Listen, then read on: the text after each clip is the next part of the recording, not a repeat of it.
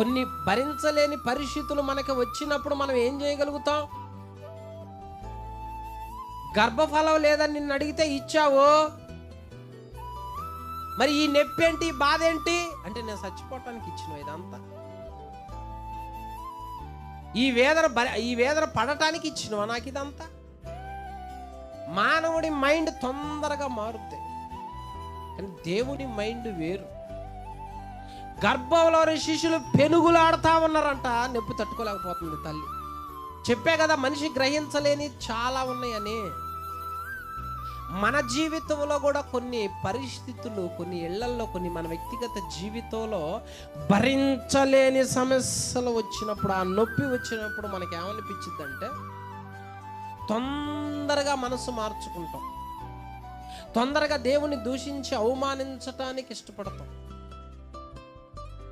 కానీ ఆమె ఏం చేస్తామన్నదంటే యెహోవాని అడగటానికి వెళ్ళిందంట. యెహోవాని అడగ వెళ్ళాను.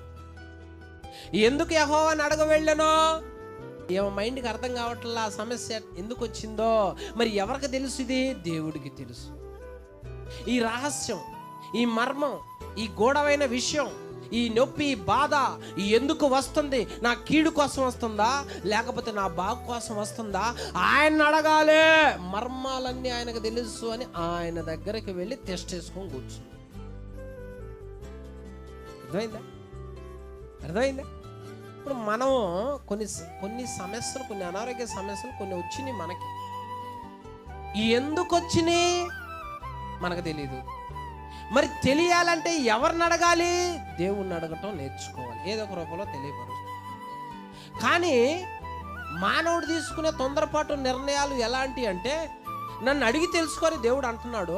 మనిషి దేవుడిని అడగడం, నొప్పి వచ్చిందంటే సాల్వ్, ఇక దేవుడికి దూరం అయిపోతాడు. మనిషి దేవుడి దగ్గరకు వచ్చేది ఎప్పుడు అంటే సంతోషంగా, ఆనందంగా ఉన్నప్పుడే వస్తాడు. దుఃఖం కాస్త వచ్చి అది ప్రాణం పోయే పరిస్థితి వస్తే ఇక ప్రార్థన గుర్తురాదు, మందిరం గుర్తురాదు, ఏమీ గుర్తురాదు, అన్నీ దూరంగానే ఉంటాయి. మరి ఈ పొజిషన్లో అవి ఏం చేస్తామన్నదంటే యెహోవాను అడుగ వెళ్ళను.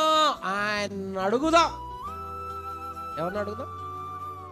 యెహోవాను అడుగుదాం. అప్పుడు ఈ పీకల దాకా అప్పులు ఎందుకైనా చూతుడు. ఈ మరణకరమైన రోగం ఎందుకు వచ్చిందో చూతుడు. ఈ వేదన ఈ కుటుంబంలో ఎందుకు ఈ విధంగా ఉందో చూతాడు. ఆయన నోరు విప్పుతాడు. ఆయన దగ్గర పరిష్కారం ఉంది అని తెలుసుకోవాలి మనిషి.